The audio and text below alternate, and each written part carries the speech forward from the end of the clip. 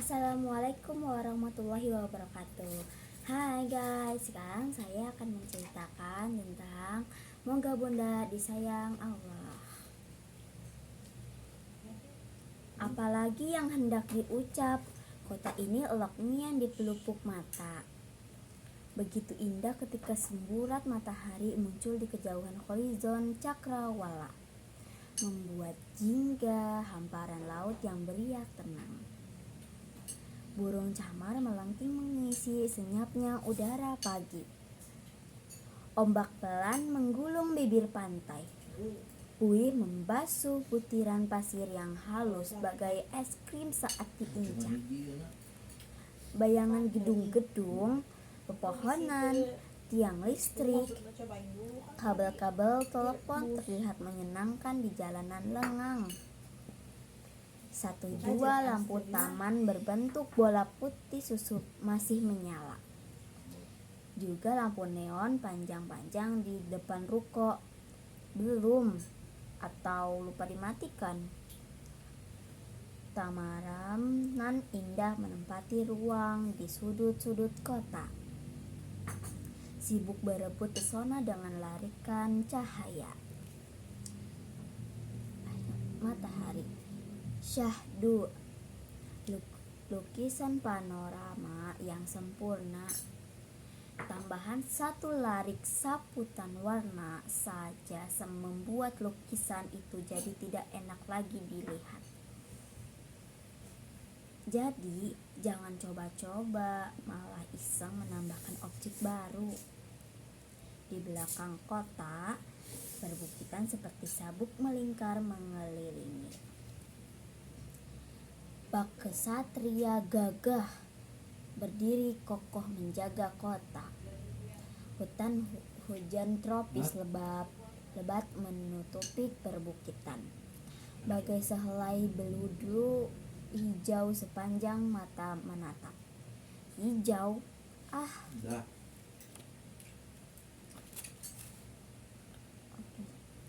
tak juga. Tepatnya tidak selalu hijau. Lihat saja pagi ini, kabut putih sempurna mengungkung hijaunya dedaunan. Perbukitan tampak bagai selimut putih lembut, seperti kapas, seperti busa sabun, seperti entahlah. Yang pasti memberikan nuansa melegakan. Kota ini tidak kecil, juga tidak besar. Satu di antara belasan kota khas pelabuhan pesisir selatan yang nyaman. Lembah luas yang subur menghampar dari batas kota hingga perbukitan, menyisakan tanah kosong. Daerah pedesaan, tanah yang hari ini dipenuhi oleh persawahan. Tunggulah setengah jam lagi, saat matahari beranjak dari garis lautan. Ketika pagi mulai menik, pematang sawah juga mulai dipenuhi petani yang riang menjemput hari. Kepala dengan topi ilalang, cangkul di pundak, sepatu bot setinggi lutut, dan bekal 3 potong pisang rebus. Bakal nikmat nian. Pukul 10 tepat, nanti istirahat sejenak di pondok rumbia setelah bekerja membersihkan gulma. Santai menyeduh segelas kopi hangat sambil menikmati riuh burung pipit, gelepak bangau putih, dan lenguh kerbau berkubang. Sementara itu, pelelangan ikan dekat pelabuhan sejak subuh sudah dipadati nelayan. Mereka baru menepi setelah semalaman melaut, sibuk menumpahkan berember-ember udang sebesar lengan, cumi sebesar tinju, kepiting dan rajungan sebesar kuku, dan tidak terhitung banyaknya ukuran ikan-ikan lain, mulai dari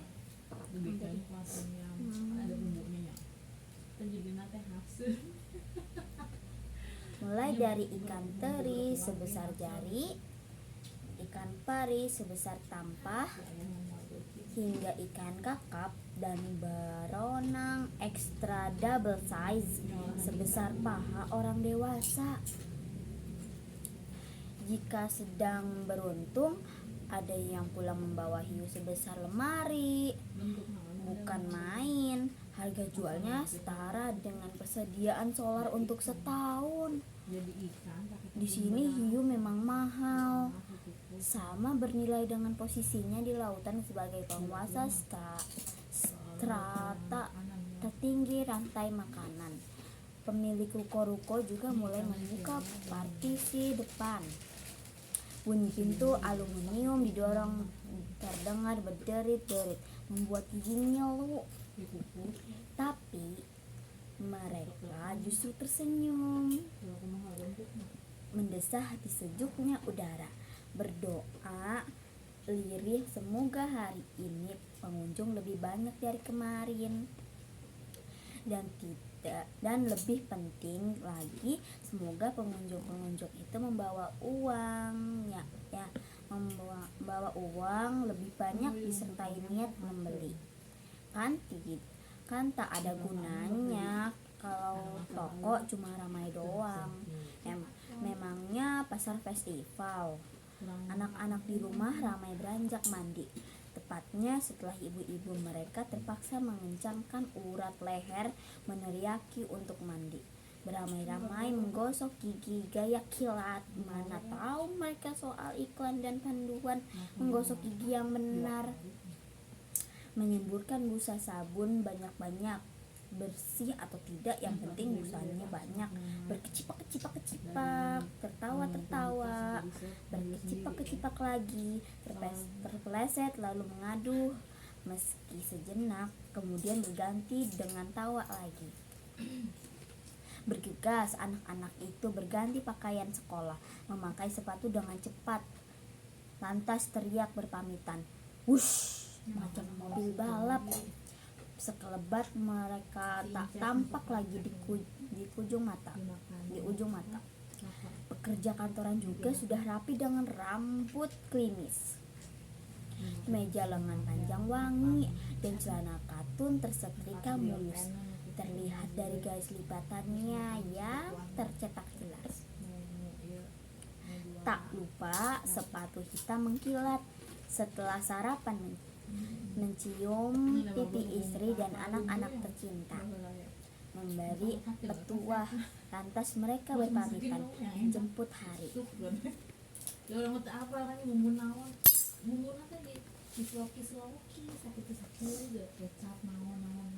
Benarlah, dalam setengah jam ke depan, kehidupan kota ini baru saja dimulai. Hari baru berikutnya sudah tiba, sama indah dan menyenangkan dengan hari kemarin, juga hari kemarinnya lagi, juga hari kemarinnya lagi, juga hari kemarinnya lagi, juga hari kemarin. Aduh, kebanyakan kemarinnya ya. Hanya ingin menggambarkan betapa kota ini memang selalu indah. Cerita ini juga baru saja dimulai, meski di sana-sini sayangnya tidak selalu seindah kota ini, menyedihkan malah, bahkan satu dua membuat napas terhela panjang. Tapi tak mengapa, semoga dan begitu justru dapat memberi banyak pelajaran. Semoga.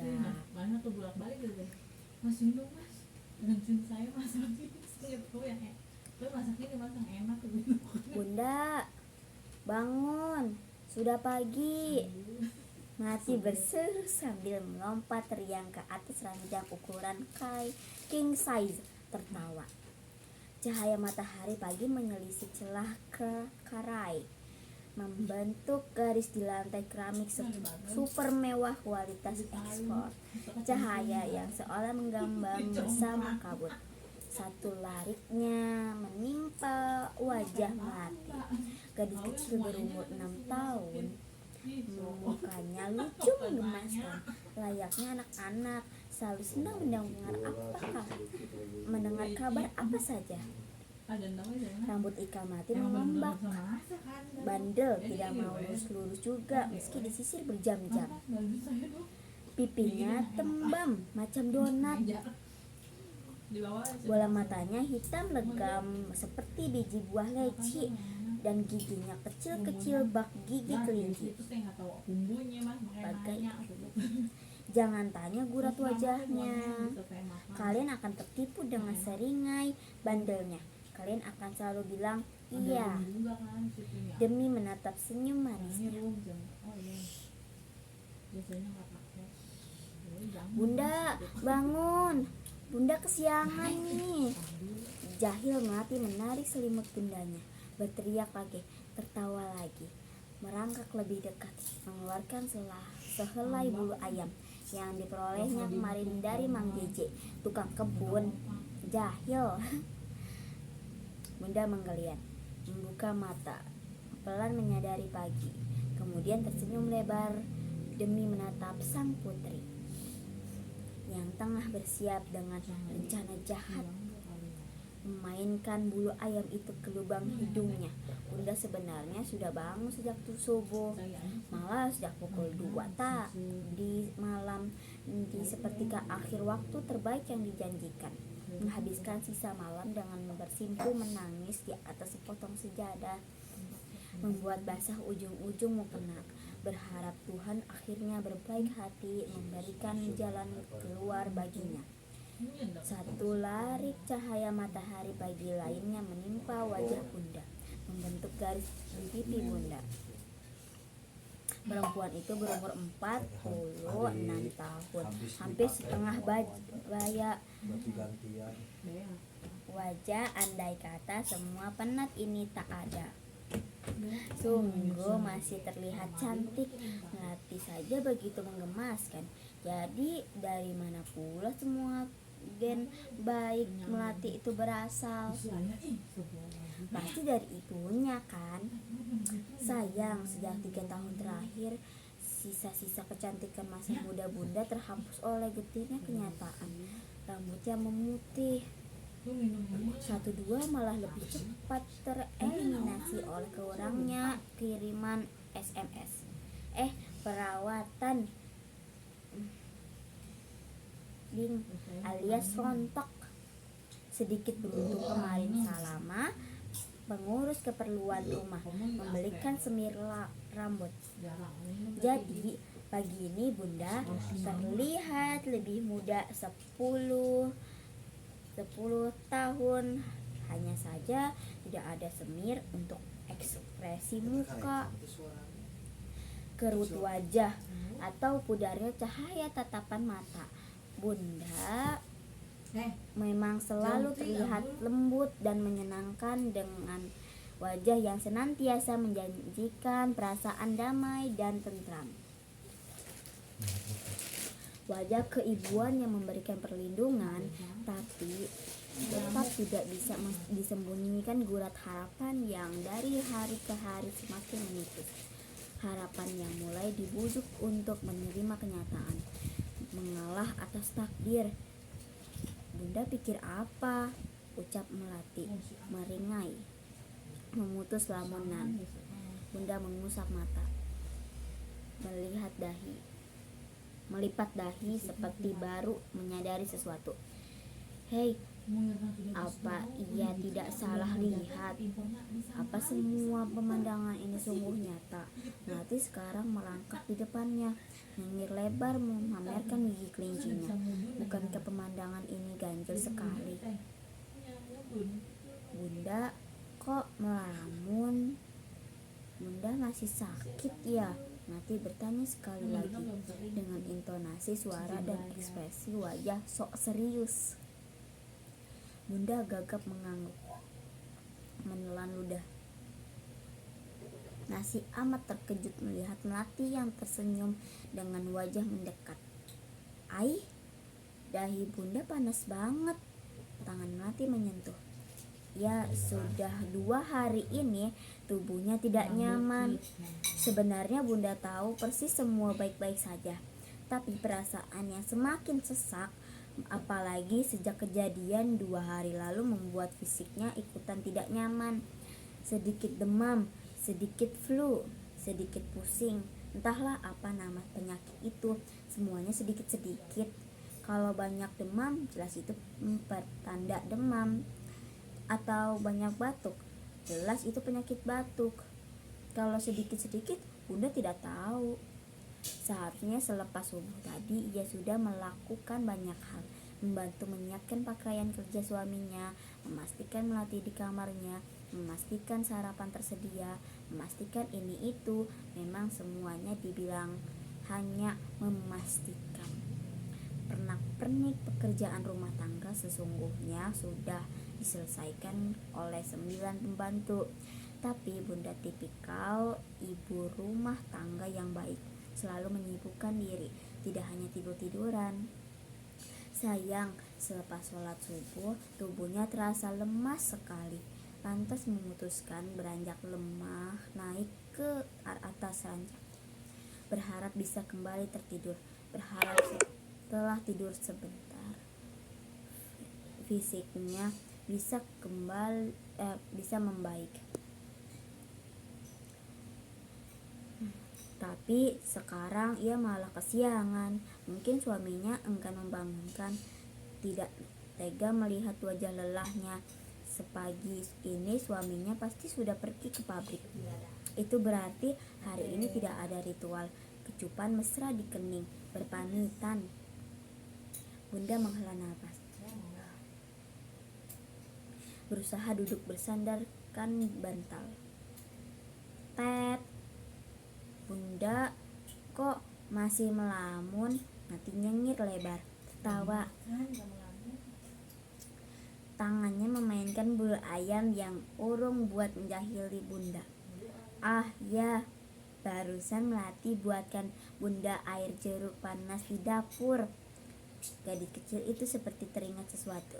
Bola mata hitam biji buah lecinya berkejap-kejap lucu. Sebentar, Melati ambilkan ya. Tanpa babi bu lagi, Melati sudah gesit lompat dari tempat tidur. Piyama birunya bergerak-gerak, rambut ikalnya bergoyang-goyang. Ia buru-buru menyeret kakinya yang beralaskan sandal tidur berhias kepala kelinci. Bunda tetap gagap, sekali lagi menghembuskan napas panjang. Ya Allah, apa ia tak salah lihat? Apa ini untuk kesekian kalinya mimpi-mimpi ini itu tertib menipunya? Bunda beranjak ingin memperbaiki selimut. Belum sempat menelan udah kaget. Melati sudah kembali sambil berjinjit pelan membawa gelas besar. Cepat sekali, hanya sekejap. Bagaimana mungkin? Bukankah dapur ada di lantai 1, berjarak 30 meter, melewati 20 anak tangga, bualam melingkar dengan pegangan kayu jati berkliptur dan berukir megah. Bunda tak sempat berpikir panjang, menatap gelas yang dipegang putih semata wayangnya. Uap mengepul perlahan dari cangkir besar. Jeruk panas, ya, Bunda selalu memberikan secangkir jeruk panas untuk Melati kalau gadis kecilnya sedang flu, membantu meminumkannya dengan amat sabar. Sekarang Melatinya yang menghantarkan segelas jeruk panas. Hati-hati sekali, takut tumpah. Ia menggenggam erat piring tatakannya, bahkan dengan kedua belah telapak tangan. Jeruk panas spesial buatan Melati, silakan diminum nyonya. Melati mengulurkan cangkir itu, meniru pelayan yang sering dilihatnya di restoran-restoran.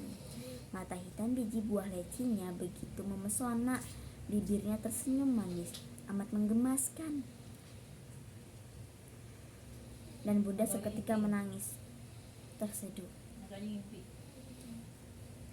Ya Allah, ia tak tahu sekali. Lagi-lagi mimpi itu, lagi-lagi harapan itu, semuanya terasa sesak, amat sesak. Kenapa engkau tega sekali membuatnya seolah nyata?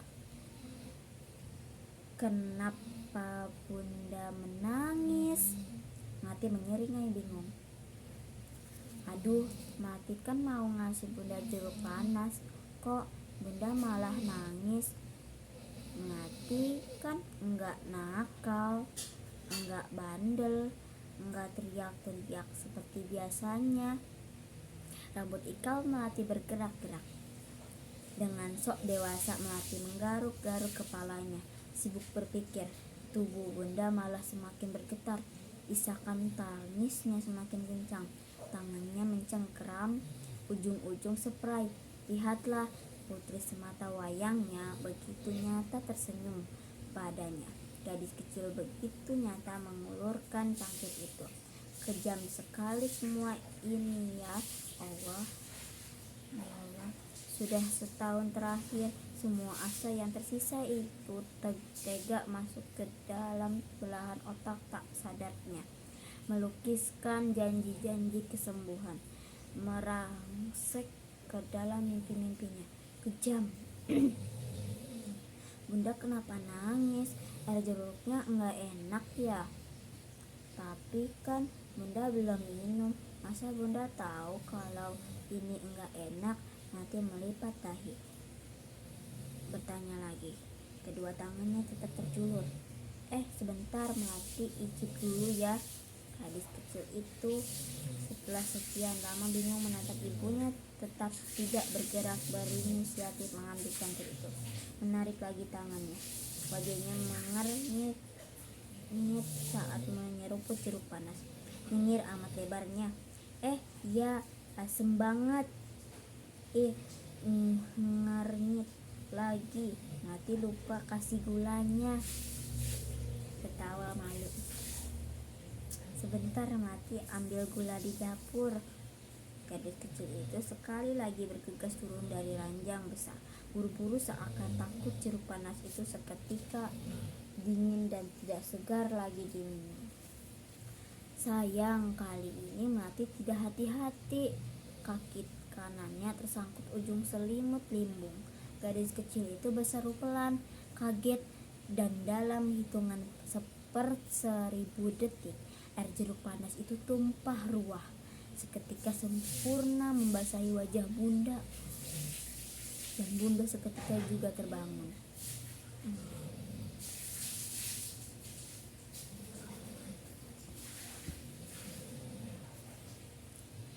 Di saat yang bersamaan, pemandangan berbeda tampak di 10 km dari rumah besar, mewah dan indah di lereng bukit tadi. Kota yang padat, sumpek dan gerah.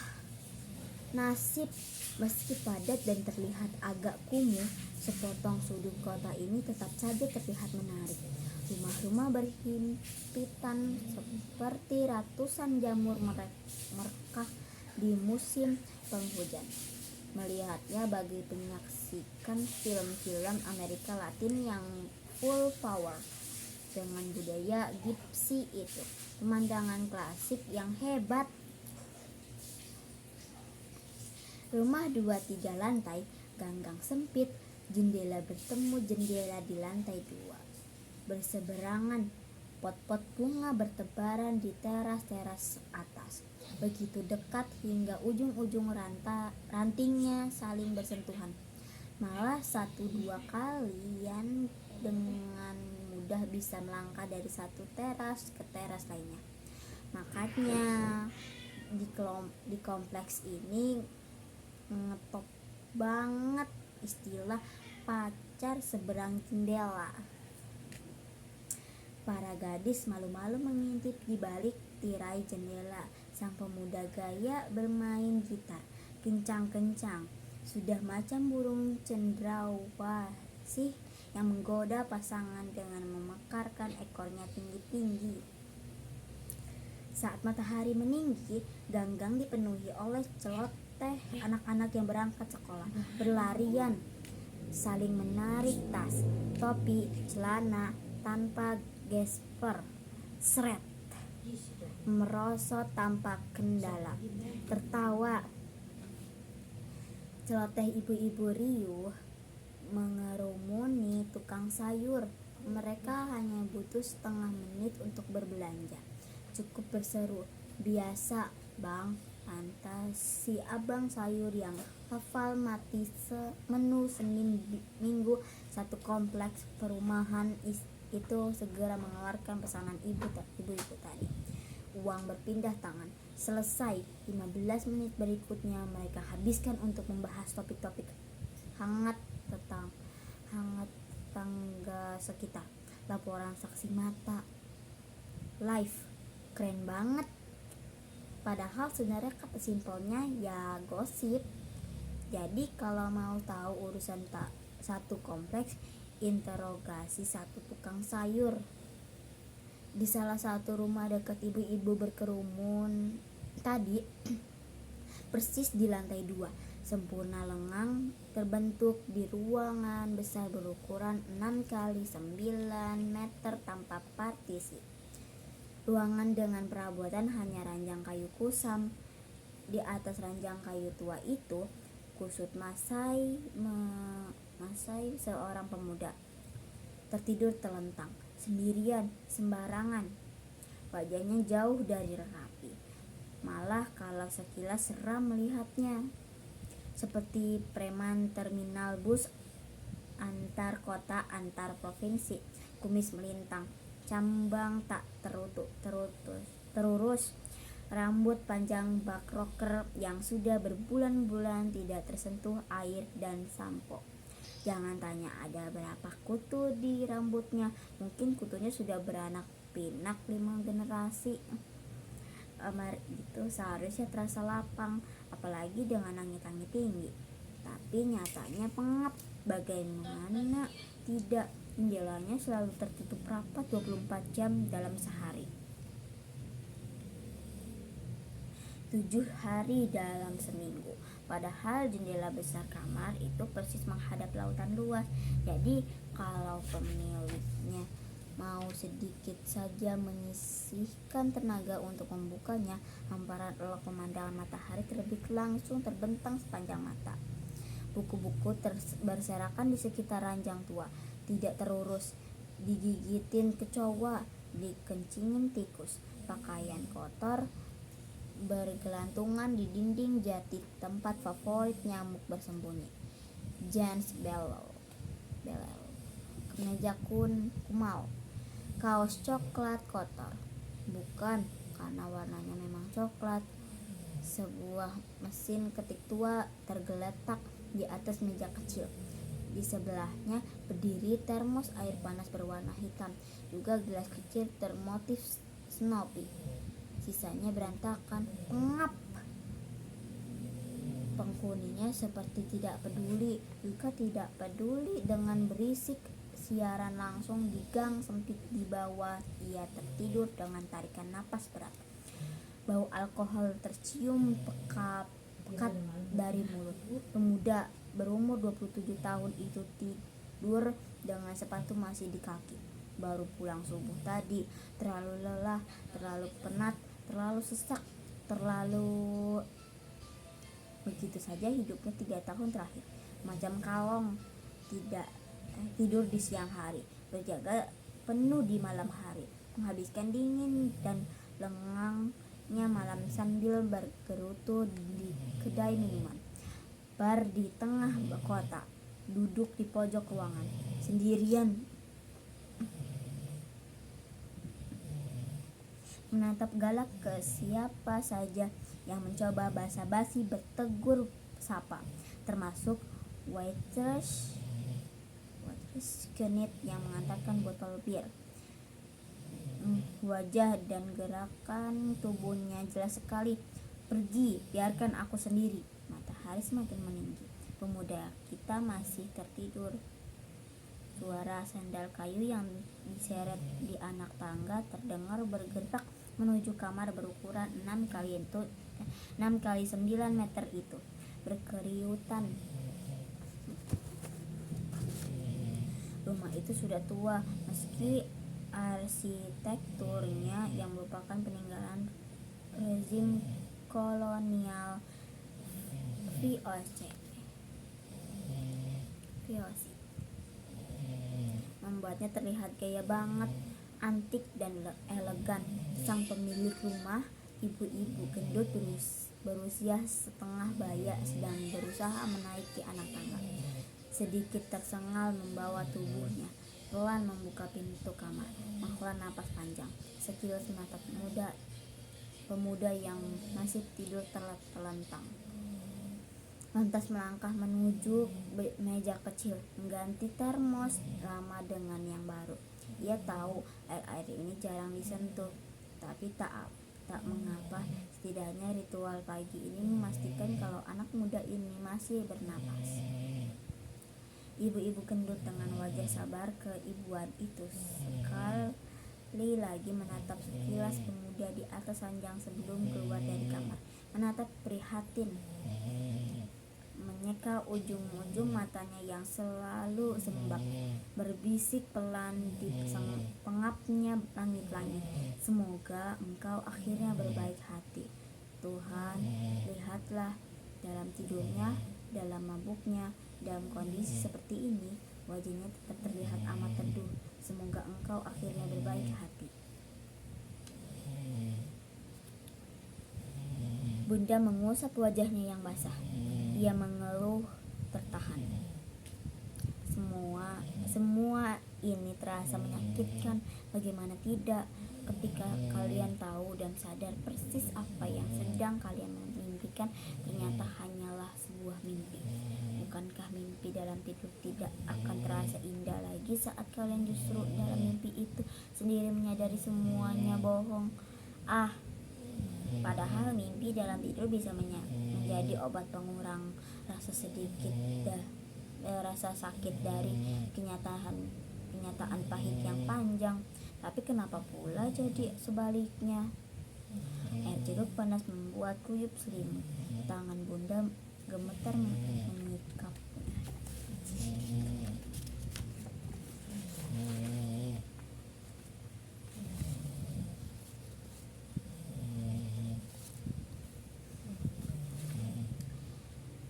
Nanar melati yang bersungut-sungut di sebelah ranjang sedang memainkan selai bulu ayam. "Ba, ma," berteriak.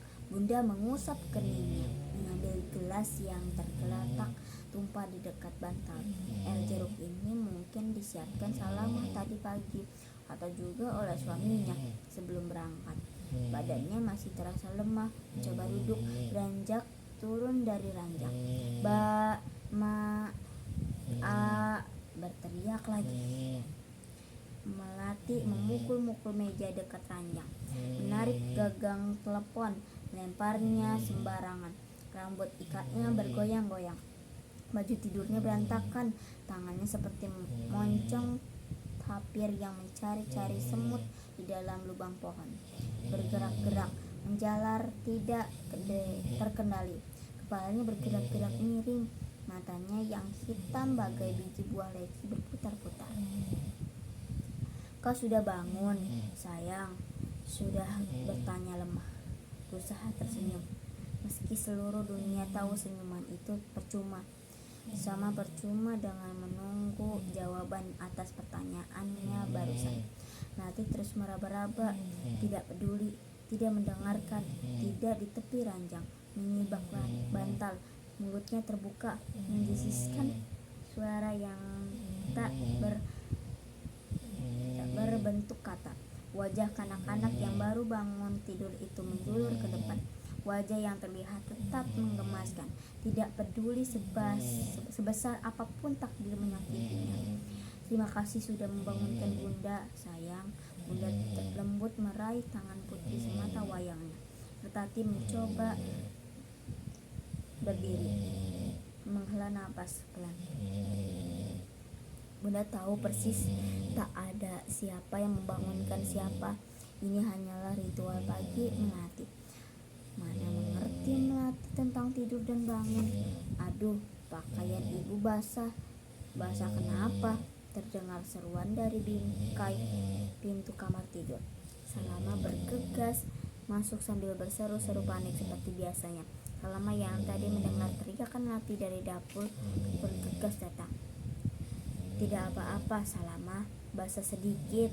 Melati tidak sengaja melemparkan gelas air jeruk. Bunda menoleh tersenyum. Aduh, maaf, seharusnya Salma letakkan gelasnya di tempat yang lebih tinggi. Aduh, Salma lupa lagi. Salma mendekat terusuh, berusaha membereskan sisa keributan. Pakaian ibu harus diganti. Nanti saja, setelah sarapan. Bunda menggeleng tegas. Tetap tersenyum, membantu menyerahkan gelas. Beruntung gelas itu menghantam bantal di sebelahnya. Hanya kejadian kecil, tingkat sabarnya tidak 3 tahun terakhir sungguh melesat berpuluh-puluh kali lebih tinggi dibandingkan siapapun. Mbak Melati berseru, sudah berjalan sembarang arah. Kita sarapan sayang. Bunda mendekati, gemetar meraih tangan Melati, membimbing berjalan. Gemetar, tangannya terasa lemah. Berpikir mungkin hari ini dia harus memanggil dokter keluarga. Minggu-minggu ini ia tidak ingin sakit lagi, apalagi sakit parah. Setelah apapun otak dan fisiknya, dia tidak ingin sakit.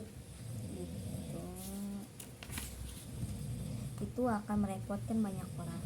Teringat 3 tahun lalu saat rasa putus asa yang mengungkungnya siang malam, akhirnya membuat ia jatuh sakit selama sebulan tipus.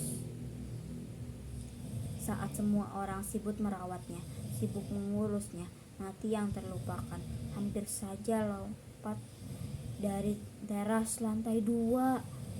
Teras indah yang biasa digunakan bersama suaminya untuk menatap siluet lampu kota dan berjuta bintang di angkasa, menatap hamparan persawahan dan lautan di kejauhan. Teras yang sekarang ditutup rapat, tak ada lagi celah di antara tiang-tiang pahatan mahal itu. Ayo sayang, kita sarapan. Bunda menggenggam tangan Melati.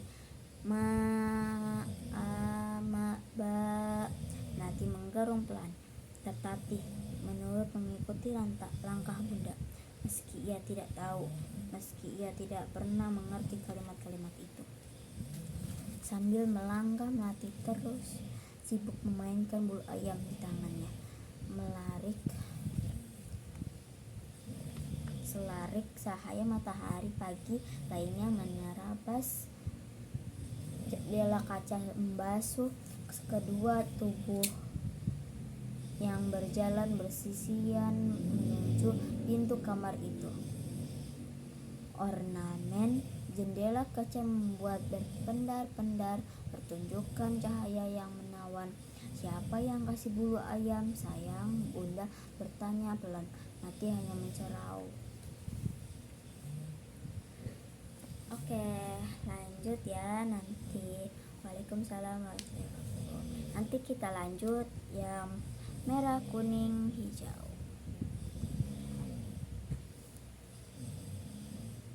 Oke, sampai sini dulu ya teman-teman. Wassalamualaikum warahmatullahi wabarakatuh.